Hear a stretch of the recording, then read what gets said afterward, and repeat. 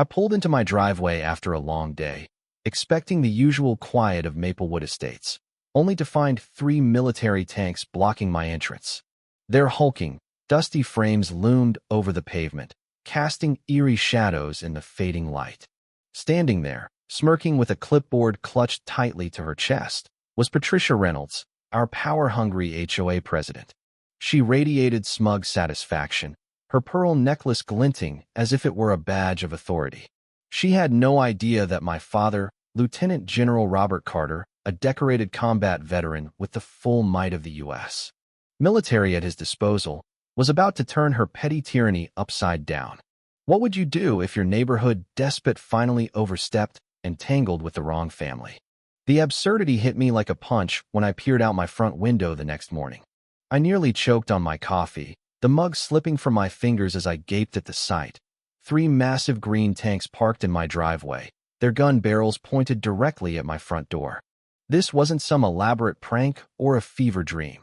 These were real, operational military tanks, pinning my car in place on what should have been a perfectly ordinary Tuesday. What in the world? I muttered, abandoning my coffee in the sink and rushing outside, still clad in my pajama pants and a threadbare college t-shirt. The morning birds chirped merrily overhead, their cheerful song a stark contrast to the war machines disrupting my suburban peace. I approached the nearest tank cautiously, running my fingers along its cold, gritty metal surface. It was solid, huge, imposing, and utterly out of place among the manicured lawns and pastel houses of Maplewood. The faint smell of diesel lingered in the air, mingling with the dew on my grass. A throat cleared sharply behind me, and I spun around to find Patricia Reynolds standing on my lawn. Her trademark pearls gleamed in the sunlight, and her smile was a thin, calculated curve that never reached her sharp, calculating eyes. "Good morning, Daniel," she said, checking her watch with exaggerated precision. "I see you've noticed our new enforcement policy." "Patricia, what is this?" I demanded, gesturing wildly at the tanks. "How is this even possible?" She stepped forward, her heels sinking slightly into the soft earth of my lawn. Section 7.4.2 of the Maplewood Estates Homeowners Association bylaws clearly states that all exterior decorations must be approved by the Architectural Committee, she recited, her tone dripping with bureaucratic smugness. I blinked at her, dumbfounded. "What decorations?"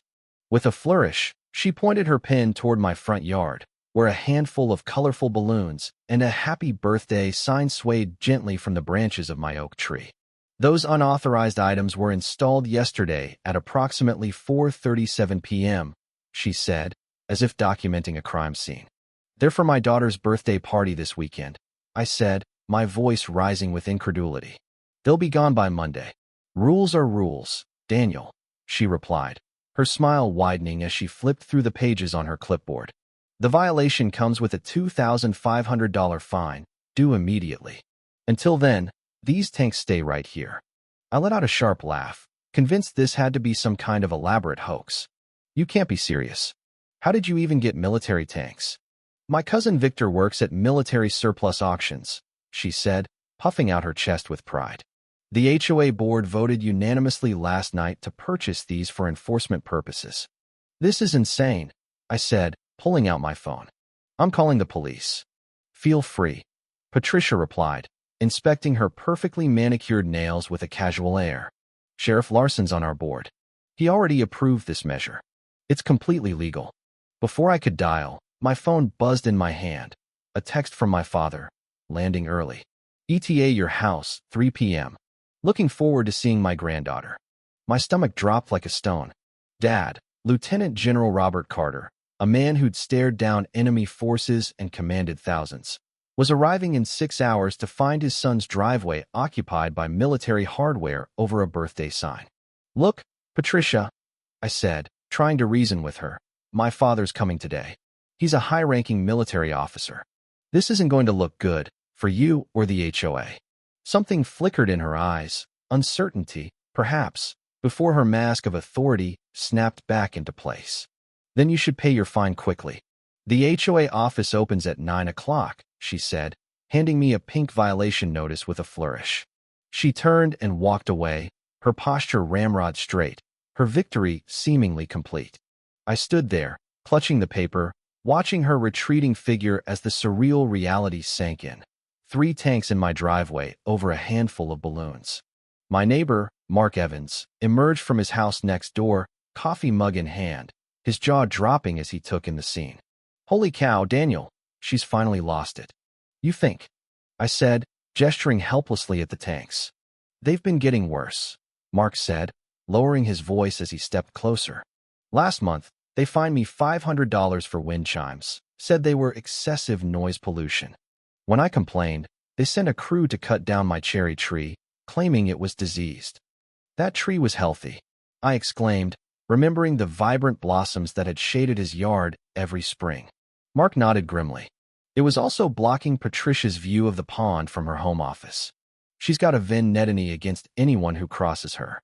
A chill ran through me, unrelated to the crisp morning air. "This isn't just about rules, is it?" "It hasn't been for a long time," Mark confirmed, his expression darkening.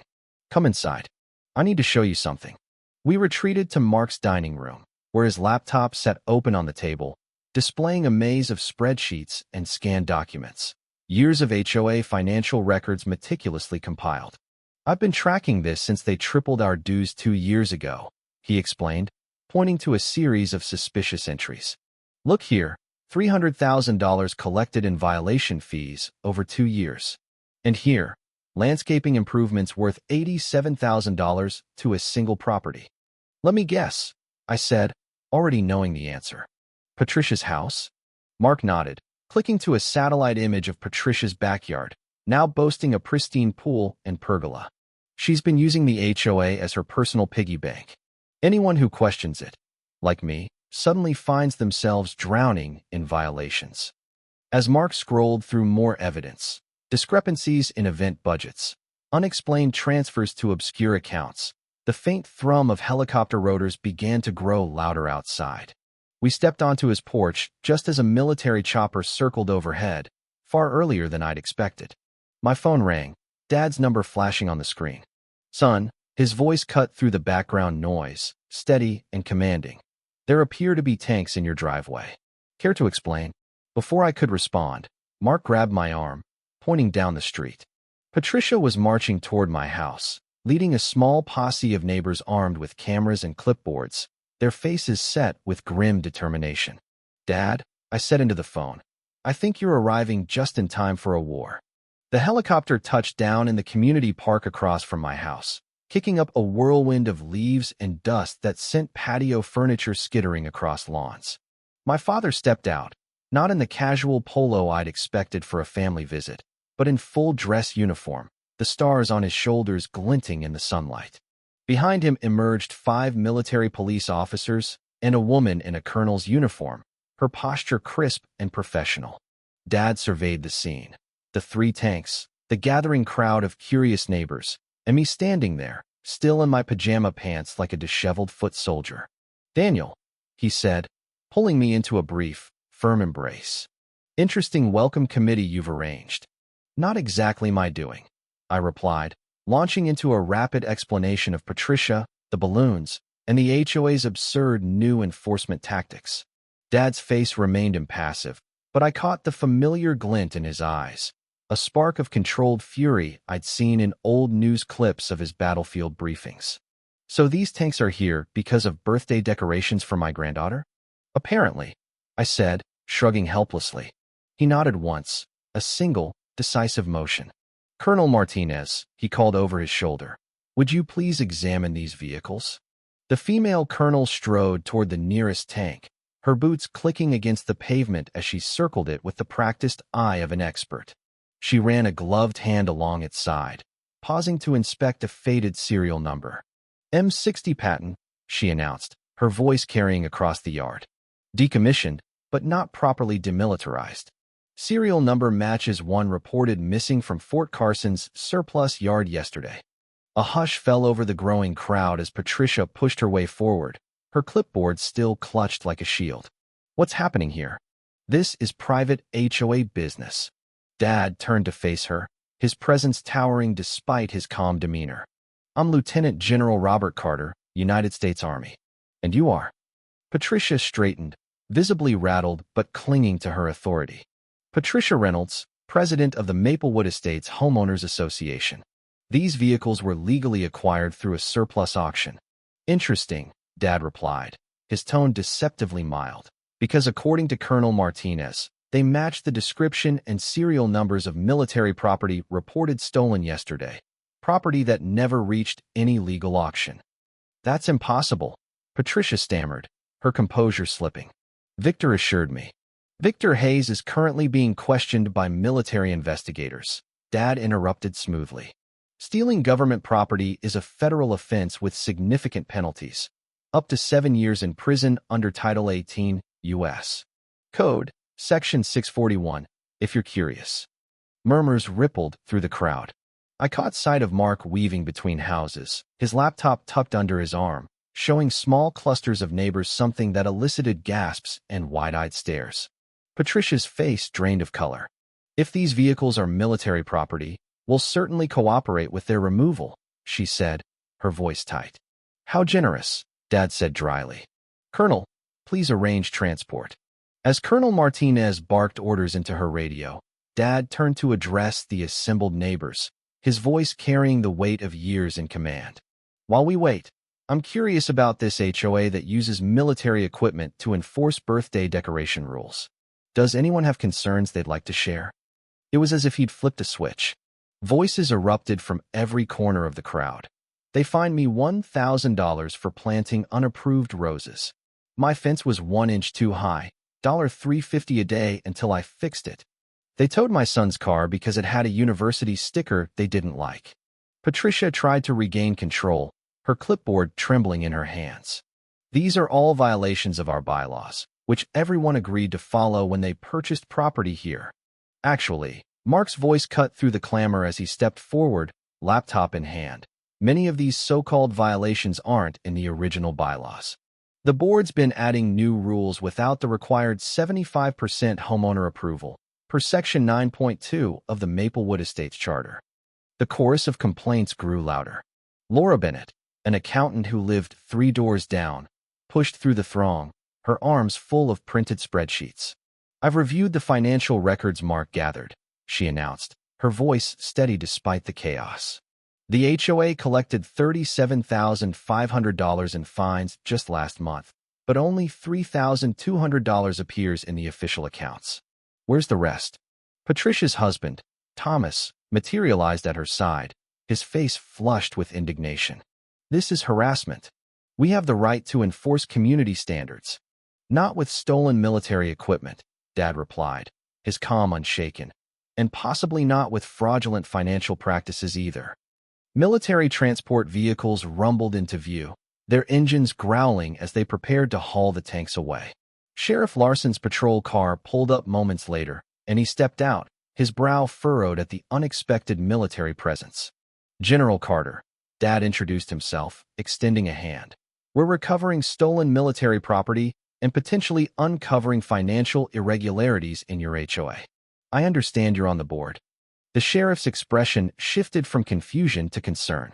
I attend meetings occasionally, but I'm not involved in the financial decisions.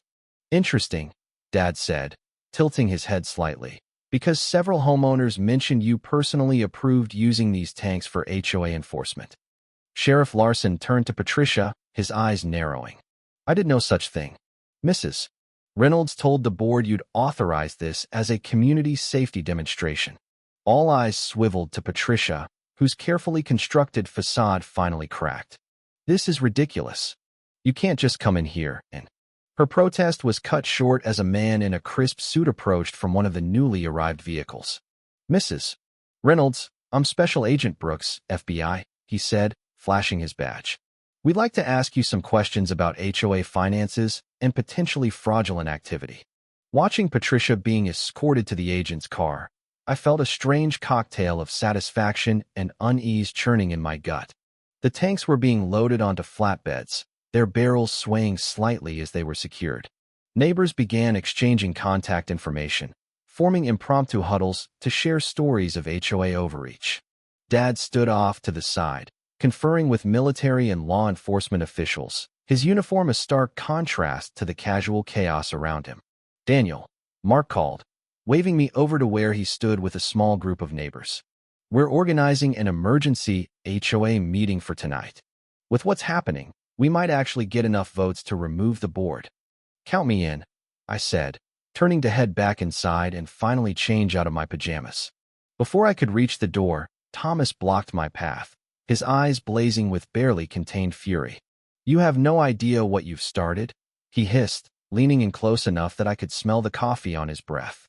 "Patricia might be going down, but she's not going alone. Every property upgrade in this neighborhood has been selectively approved. Half of you have violations we've overlooked. If we fall, so does everyone." "Is that a threat?" I asked, holding his gaze. Thomas smiled coldly, a predator baring its teeth. "It's a promise. Check your property lines, Daniel. That fancy garage of yours crosses the setback by at least 2 feet. County inspectors would have a field day here." He stalked off, leaving me rooted to the spot as my momentary triumph dissolved into uncertainty.